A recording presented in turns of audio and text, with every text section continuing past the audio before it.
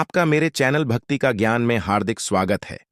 दोस्तों, धन के बिना मनुष्य का जीवन चलना असंभव है, लेकिन इन 5 जगहों से कमाया गया पैसा कभी नहीं टीकता। इन 5 स्थानों से कमाया गया धन मनुष्य का विनाश कर देता है। दोस्तों, ये तो आप जानते ही हैं कि धन के बिना मनुष्य का जीवन चलना लगभग असंभव है। इसलिए धन को संचित करना चाहिए और ज्यादा से ज्यादा धन संचित करना चाहिए। गृहस्थी जीवन में पड़ने के बाद तो ये और भी अधिक जरूरी हो जाता कि वो अपने परिवार के भरण पोषण के लिए, उसकी उन्नति के लिए, उसके विकास के लिए अधिक से अधिक धन कमाए। दोस्तों, जिस व्यक्ति के पास धन नहीं होता है तो सब लोग उससे मुख मोड़ लेते हैं।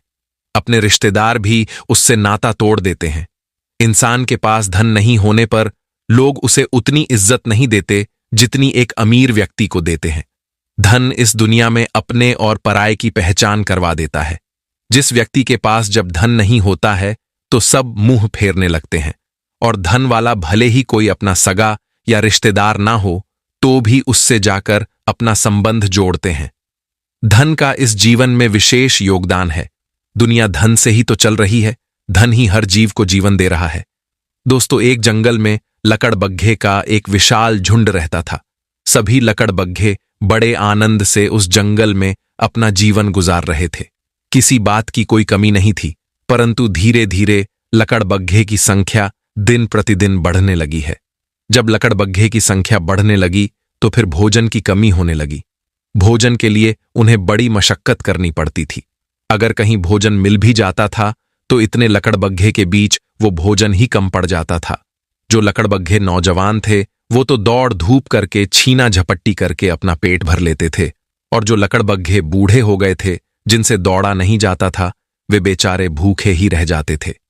एक दिन की बात है, उन लकड़बग्घे के झुंड में एक बूढ़े लकड़बग्घे और लकड़बग्घी का जोड़ा था। वे ज्यादा दौड़ भाग नहीं कर पाते थे। उन्होंने विचार किया कि अगर हम झुंड के साथ रहेंगे तो हमें भोजन नहीं मिल पाएगा, इसलिए हमें झुंड से अलग होकर कहीं भोजन की तलाश करनी चाहिए। यही सोचकर वे दोनों बूढ़े लकड़बग्घे दूसरे जंगल की ओर निकल पड़ते हैं। भोजन की तलाश करते हुए जा रहे थे। जब कुछ आगे बढ़े तो एक घने जंगल में पहुंच जाते हैं। वहां उन्होंने देखा कि पेड़ों के बीच एक गूलर का पेड़ था और उस पर बहुत सारे पके हुए गूलर लगे थे। उनमें से जो गूलर अधिक पक जाते थे वो टूटकर नीचे गिर पड़ते थे। उस पेड़ के नीचे गूलर के फलों का ढेर लगा हुआ था। इतने सारे पके हुए गूलर के फल देखकर दोनों बूढ़े लकड़बग्घों को बहुत प्रसन्नता होती है। वे तेजी से चलते हुए उस गुल्लर के पेड़ के नीचे पहुंच जाते हैं। वहां उन्होंने देखा कि उनके लिए कई दिनों के लिए पर्याप्त भोजन था। इतने सारे गूलर के फलों को देखकर लकड़बग्घी कहने लगी, महाराज, इन सारे फलों को जल्दी जल्दी से इकट्ठा कर लो, कोई यहां ना आ जाए। अगर कोई और जीव यहां आएगा तो उनसे कह दिया जाएगा कि इन सारे फलों पर हमारा अधिकार है। हमने इस भोजन को बड़ी मुश्किल से इकट्ठा किया है और हम आराम से महीने भर का समय इस गूलर के पेड़ के नीचे निकाल लेंगे। दोस्तों, लकड़बग्घे की पत्नी लकड़बग्घे से इस तरह कह रही थी। अपनी स्त्री की इन बातों को सुनकर लकड़बग्घा कहता है, हे प्रिय, ये तुम क्या कह रही हो?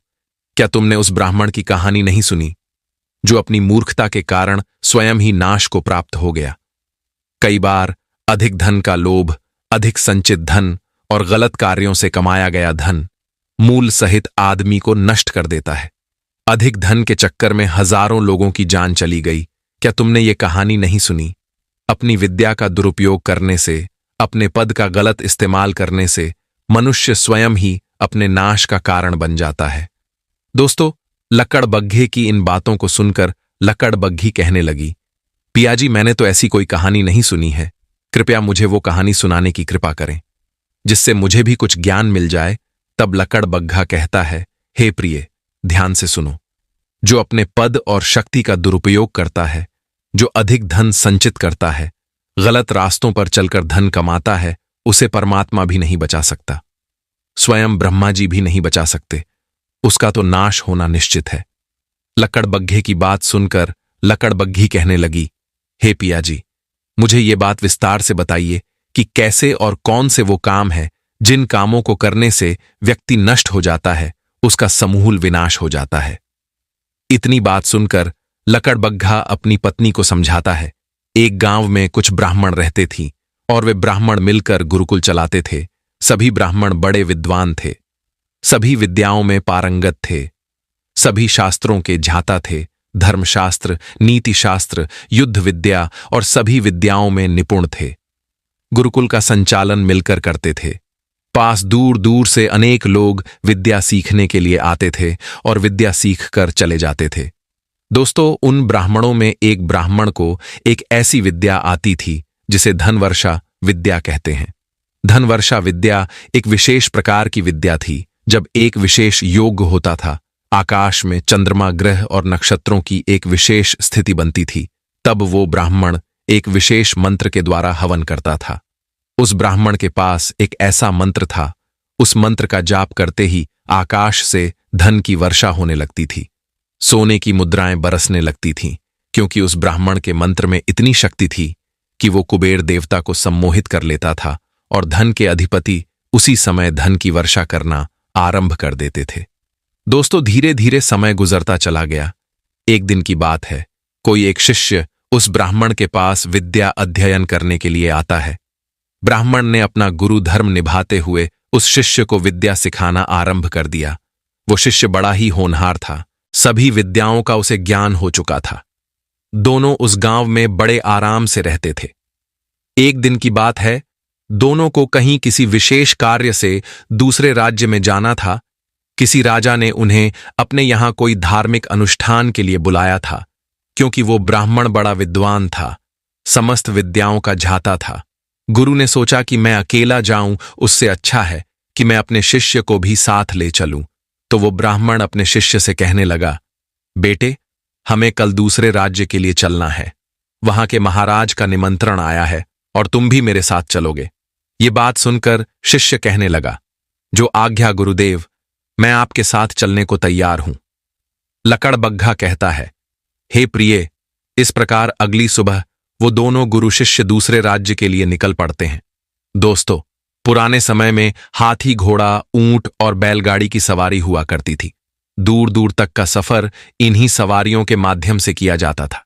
दोस्तों, उस ब्राह्मण के पास अपनी कोई सवारी नहीं थी, ना घोड़ा था, ना हाथी, कुछ भी नहीं था। अब दोनों को वहां पहुंचना था। दोनों पैदल ही दूसरे राज्य के लिए चल पड़े। पहले जगह जगह पर घने वन हुआ करते थे। उन्हीं वनों के रास्तों से होकर उन्हें जाना पड़ता था। पैदल पैदल जब दोनों गुरु शिष्य चले जा रहे थे, तो पैदल यात्रा करते समय उन्हें एक बड़े घने जंगल से गुजरना पड़ा। दोस्तों, उस जंगल में कुछ चोरों के झुंड रहता था। चोरों के लूटने का जो तरीका था वो कुछ इस प्रकार था कि अगर राह चलते दो व्यक्ति मिल जाते तो वे उनमें से एक को पकड़ लेती थीं और दूसरे को धन लेने के लिए भेज देते थे। जब वो व्यक्ति उनके द्वारा मांगा गया धन लाकर दे देता, तब वे उसे छोड़ देते थे। मान लीजिए कोई भाई भाई यात्रा कर रहे होते हैं, तो एक भाई को पकड़ लेते और एक भाई से कहते कि तुम्हारा भाई तब छोड़ा जाएगा जब तुम 100 स्वर्ण मुद्राएं लाकर हमें दोगे। अगर कोई माँ बेटी यात्रा कर रहे हैं तो बेटी को पकड़ लेते और माता को पैसे लेने के लिए भेज देते। गुरु शिष्य यात्रा कर रहे थे तो वो चोर गुरु को पकड़ लेते और शिष्य को पैसे लाने के लिए भेज देते। अर्थात एक व्यक्ति को पकड़कर दूसरे व्यक्ति को पैसे लाने के लिए भेज देते थे और उसे छुड़ाने की एवज में एक बड़ी धनराशि कमाते थे। दोस्तों, उस दिन वे दोनों गुरु शिष्य उस जंगल के रास्ते से चले जा रहे थे। चोरों ने जब दो राहगीरों को जाते हुए देखा तो उन्हें पकड़ लिया। चोर कहने लगे कि बताओ तुम्हारे पास क्या है। ब्राह्मण कहने लगा कि बेटा, हमारे पास कुछ नहीं है, हम तो केवल एक ब्राह्मण हैं, भिक्षा मांगकर गुजारा करते हैं। चोर कहने लगे, हम तुम्हें जान से मार देंगे, इसलिए तुम्हारे पास जो धन है वो हमें दे दो। दोस्तों, चोरों की बात सुनकर दोनों गुरु शिष्य भयभीत हो जाते हैं। चोर बोले, यदि तुम अपने प्राण बचाना चाहते हो तो हे ब्राह्मण, तुम्हें हमारे बंदी गृह में रहना होगा और तुम्हारे बदले में ये तुम्हारा शिष्य हमें 100 स्वर्ण मुद्राएं लाकर देगा, तभी हम तुम्हें छोड़ेंगे। ब्राह्मण कहने लगा, ठीक है, तुम कह रहे हो तो मैं मेरे शिष्य को स्वर्ण मुद्राएं लाने के लिए भेज देता हूं। दोस्तों, उनका जो शिष्य था वो उनसे भी बड़ा विद्वान था। जब चोरों ने गुरु को पकड़ लिया और शिष्य से 100 स्वर्ण मुद्राएं लाने को कहा, तो शिष्य कहने लगा हे गुरुवर, मैंने अब भी अंतरिक्ष की ओर देखकर पता लगाया है, आज रात्रि को एक विशेष योग बन रहा है। उसी नक्षत्र और ग्रहों का योग बन रहा है जिस योग में धन वर्षा होती है। शिष्य बोला, हे गुरुवर, ध्यान रहे, कहीं आप चोरों से डरकर इनके द्वारा कष्ट पाकर अपने कष्ट को मिटाने के लिए उस मंत्र का जाप मत कर बैठना जिससे धन वर्षा होती है, और यदि आपने उस मंत्र का जाप किया तो गुरुदेव, कोई बहुत बड़ा संकट आपके ऊपर आ सकता है। हो सकता है कि आप इन चोरों के द्वारा नष्ट हो जाओ। गुरु कहने लगा, बेटे, मैं उस मंत्र का उपयोग नहीं करूंगा। शिष्य ने कई बार अपने गुरु से आग्रह किया कि गुरुदेव, ध्यान रखना, कहीं मेरे जाने पश्चात आप कष्ट ना सह सके और अपने मंत्र का जाप कर दिया तो इस मुसीबत से आपको कोई नहीं बचा पाएगा। मैं कुछ भी करके 100 स्वर्ण मुद्राएं लाकर आपको मुक्त करा दूंगा। दोस्तों, इतना कहकर वो शिष्य गांव की ओर वापस लौट जाता है और वो ब्राह्मण उन चोरों के चंगुल में फंस जाता है। उधर चोरों की चंगुल में वो ब्राह्मण फंसा हुआ था। ब्राह्मण के हाथ पैर चोरों ने बांध रखे थे। भूखा प्यासा ब्राह्मण चोरों की कैद में कष्ट पा रहा था। कहते हैं, ब्राह्मण में कष्ट भोगने की इतनी सहनशीलता नहीं होती। कष्ट को सहन करना तो क्षत्रियों का काम होता है। ब्राह्मण मन में सोच रहा था कि मैं समस्त विद्याओं का झांता होकर भी थोड़े से पैसों के लिए कष्ट पा रहा हूं। पता नहीं मेरा शिष्य धन की व्यवस्था करके कब तक लौट कर आएगा। अगर वो नहीं आया तो मैं इन चोरों की कैद में न जाने कब तक पड़ा रहूंगा और हो सकता है कि ये मेरी हत्या ना कर दे। यही सब बातें सोचते सोचते ब्राह्मण का ध्यान आकाश की ओर चला जाता है। जब उसने आकाश में देखा तो उसे पता चला कि आज तो ग्रह नक्षत्रों का ऐसा योग बना है जिससे धन वर्षा हो सकती है। क्यों ना मैं कुछ धन वर्षा करके इन चोरों से अपना पीछा छुड़ा लूं। यही सोचकर ब्राह्मण चोरों से बोला कि देखो भाई, तुम मुझे ये बताओ, तुमने मुझे क्यों पकड़ रखा है। चोर बोले कि तुम्हें तब छोड़ेंगे जब तुम्हारा शिष्य 100 स्वर्ण मुद्राएं लेकर आएगा। दोस्तों, ये बात सुनकर के वो ब्राह्मण कहने लगा कि यदि मैं तुम्हें हजारों की संख्या में स्वर्ण मुद्राएं दे दूं तो कैसा रहेगा? तब क्या आप मुझे मेरे शिष्य के आने से पहले छोड़ सकते हो? चोर कहने लगे कि इतनी स्वर्ण मुद्राएं दोगे तब तो फिर आपकी बड़ी कृपा होगी, हम आपको उसी समय छोड़ देंगे। ब्राह्मण ने कहा कि आप ऐसा करो, बहुत जल्दी ही मुझे छोड़ दो और मुझे स्नान कराओ, पूर्ण स्नान कराओ और सुगंध, चंदन, धूप इत्यादि लाओ, दीपक जलाओ और मेरे बैठने के लिए एक आसन की व्यवस्था करो। दोस्तों, चोरों ने उस ब्राह्मण की बात सुनी तो ऐसा ही किया। तुरंत सारी चीजों का बंदोबस्त किया। चोरों ने तुरंत ब्राह्मण को खोल दिया और उसके बाद उन्हें स्नान कराया, चंदन, धूप, दीपक तैयार किया, सब चीजें लाकर ब्राह्मण को दे दी। उसके बाद ब्राह्मण एक आसन पर बैठ जाता है। ब्राह्मण ने एक हवन कुंड तैयार किया और उसमें हवन करने लगा। ब्राह्मण ने जैसे ही धन वर्षा वाला मंत्र का जाप आरंभ किया, वैसे ही आकाश से स्वर्ण मुद्राओं की वर्षा होने लगी। धन की वर्षा उसी स्थान पर हो रही थी जहां ब्राह्मण मंत्र जप रहा था। थोड़ी ही देर में अब तो उसके चारों तरफ मुद्राओं का ढेर लग गया। दोस्तों, जब उस नक्षत्र का, उस योग का समय निकल जाता है तो धन वर्षा होनी बंद हो जाती है। चोरों ने झपटकर ब्राह्मण के चरण पकड़ लिए और बोले, बस महाराज, आपने हमें मालामाल कर दिया, अब हम तुम्हें इसी समय मुक्त करते हैं। दोस्तों, एक बात याद रखना, जो अपनी किसी शक्ति का, सिद्ध का, विद्या का अपने निजी स्वार्थ के लिए उपयोग करता है, उसकी विद्या भी क्षीण हो जाती है और उसका दुष्परिणाम भी भोगना पड़ता है। इधर चोरों ने ब्राह्मण को तो मुक्त कर दिया और उस धन को समेटकर उसकी गठरी बांध कर लेकर चलने लगे। चोर तो बड़े प्रसन्न मुद्रा में चले जा रहे थे। इधर ब्राह्मण भी पीछे पीछे चला जा रहा था। चोरों की चंगुल से छूटने के बाद ब्राह्मण भी अपने आप को बड़ा सौभाग्यशाली समझ रहा था। दोस्तों, इस प्रकार जब वे कुछ और आगे बढ़े तो आगे के वन में एक बड़ी संख्या में चोरों का झुंड मिला। उन्होंने देखा कि उन 4 चोरों के सिर पर गठरी रखी हुई है। उन सभी चोर ने उन चोरों को रोक लिया और पूछने लगे कि तुम ये धन कहां से लाए हो? ये धन हमें दे दो, वरना हम तुम्हें मार डालेंगे। उन चोरों ने उन 4 चोरों को पकड़ लिया और उन्हें मारने लगे तो वे चोर कहने लगे कि तुम हमें क्यों मार रहे हो? उन चोरों ने कहा कि हम तुम्हें इस धन के लिए मार रहे हैं, ये धन हमें दे दोगे तो हम तुम्हें नहीं मारेंगे। ये बात सुनकर चोर कहने लगे, बस ये छोटी सी बात, देखो ये धन हमें कहीं से नहीं मिला है, किसी राजा के खजाने से हमने चोरी नहीं की है। हमारे पीछे पीछे एक ब्राह्मण आ रहा है। उस ब्राह्मण के पास एक ऐसी विद्या है कि ये ब्राह्मण उस विद्या का उपयोग करके तुम सबको खप पैसे वाला बना सकता है। हमने इस ब्राह्मण को पकड़ लिया था और इसने मुक्त होने के लिए उस मंत्र का उच्चारण किया जिससे आकाश से धन की वर्षा होती है। दोस्तों, जब ये बात उन चोरों ने सुनी तो उस ब्राह्मण के पास आए और ब्राह्मण से बोले, हे ब्राह्मण, हमने सुना है कि तुमने धन की वर्षा करके उन चोरों को मालामाल कर दिया है। हम तुम्हें वचन देते हैं कि हम हमेशा के लिए चोरी करना छोड़ देंगे। एक बार धन वर्षा करके हमें भी मालामाल कर दो। दोस्तों, चोरों की बात सुनकर ब्राह्मण बड़ा दुखी होता है। अब ब्राह्मण कर भी क्या सकता था, क्योंकि वो एक विशेष नक्षत्र था, उसका योग था और वो योग 1 साल में बनता था। अब तो ब्राह्मण आकाश की ओर देखकर कहने लगा कि हे भाइयों, मुझे क्षमा करना, जिस योग में धन वर्षा होती है वो योग निकल चुका है। अब 1 साल तक मैं कोई धन वर्षा नहीं कर सकता। तुम 1 साल इंतजार करो और 1 साल बाद में तुमको फिर पैसे वाला बना दूंगा। दोस्तों देखो, अब स्वयं की विद्या अब उस गुरु को नष्ट कर रही है। चोरों ने कहा, दुष्ट ब्राह्मण, अभी कुछ समय पहले तूने धन की वर्षा की थी और अब हमें पागल बना रहा है।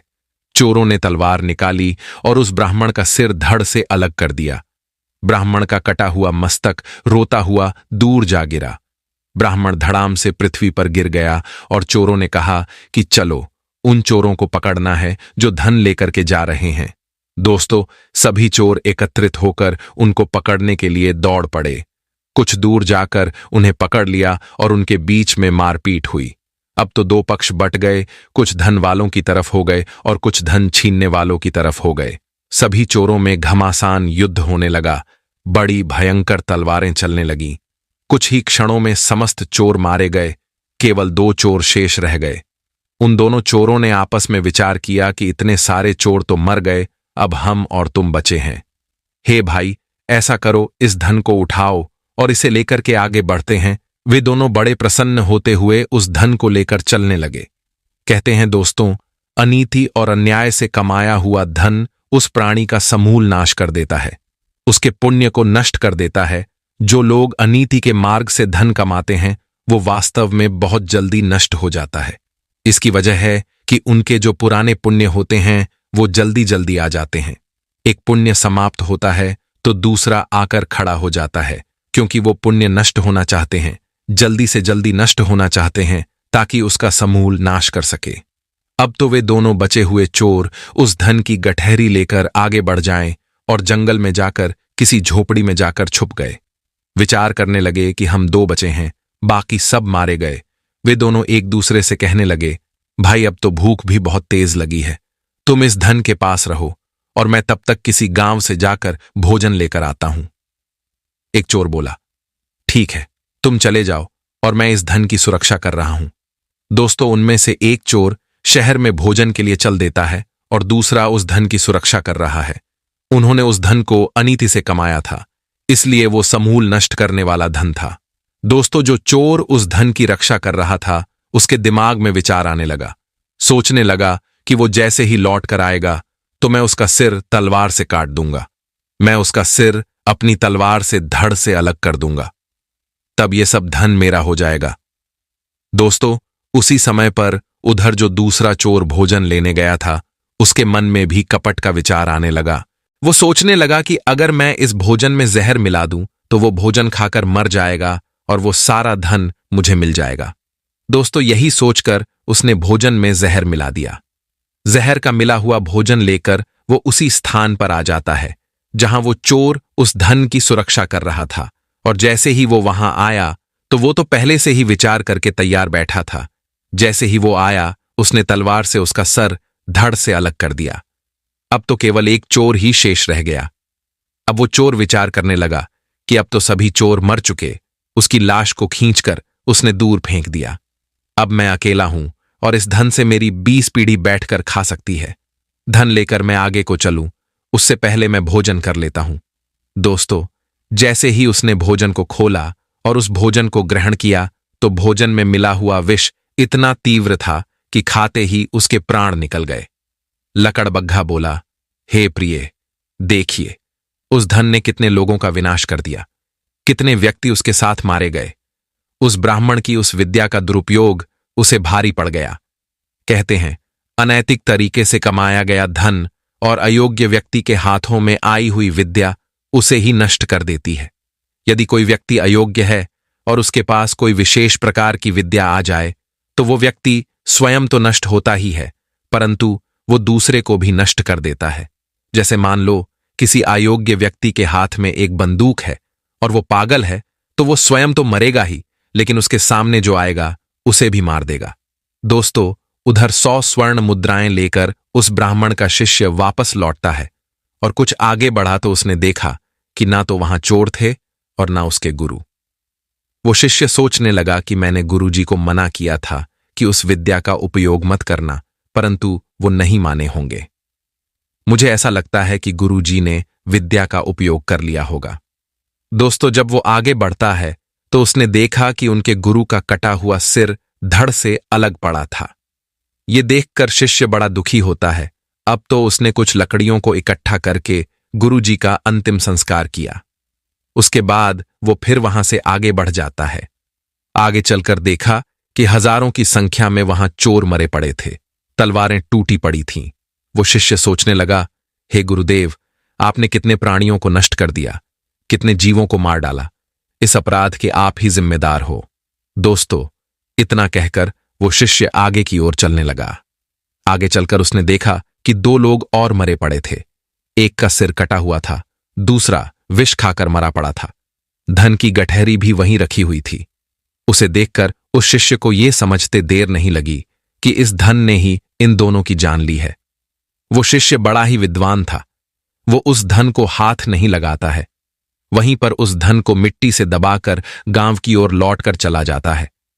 दोस्तों, इधर वो लकड़बग्घा कहता है, हे प्रिय, यदि इतना सारा भोजन हम इकट्ठा करेंगे और जो साथी हमारे भूखे मर रहे हैं, वे जब इस भोजन को देखेंगे तो इस भोजन को पाने के लिए वे कुछ भी करने को तैयार हो जाएंगे। वे हम पर आक्रमण कर सकते हैं, हम दोनों को मारने की योजना बना सकते हैं। सोचेंगे कि ये दोनों मरेंगे तो हमें ये भोजन मिल जाएगा। यदि अपना विनाश नहीं चाहती हो तो जितना भोजन ग्रहण करना है उतना भोजन ग्रहण कर लो और बाकी का भोजन औरों के लिए छोड़ दो। इसी में समझदारी है। अधिक लालच मनुष्य को विपत्ति के मुख में ले जाता है। विद्या को सही समय पर उपयोग नहीं किया गया तो विद्या भी हमें नष्ट कर देती है। अयोग्य व्यक्ति के हाथ में कोई विशेष विद्या आ जाए तो वो अयोग्य व्यक्ति स्वयं तो नष्ट होता ही है, लेकिन दूसरों को भी नष्ट कर देता है। और अनीति और अत्याचार से कमाया हुआ धन कभी सुख नहीं देता। कहते हैं, इन स्थानों का कमाया हुआ धन कभी नहीं टिकता। नंबर 1, कन्या विक्रय करके कमाया गया धन, जुओं में जीता गया धन, चोरी किया गया धन, हिंसा करके कमाया गया धन, धोखा देकर कमा गया धन, धर्म के नाम पर चंदा किया गया धन, जो भी खाता है उसका विनाश हो जाता है। दोस्तों, वो लकड़बग्घा बड़ा विद्वान था।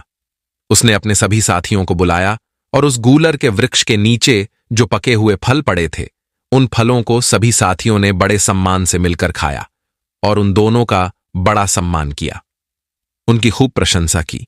और कहते हैं दोस्तों, जो बांटकर खाता है, खिलाकर खाता, वो सबका प्रिय होता है और कभी दुखी नहीं रहता। अगर आपको ये वीडियो अच्छी लगी हो तो लाइक करें और शेयर करें और मेरे चैनल भक्ति का ज्ञान को सब्सक्राइब करें। आपका धन्यवाद।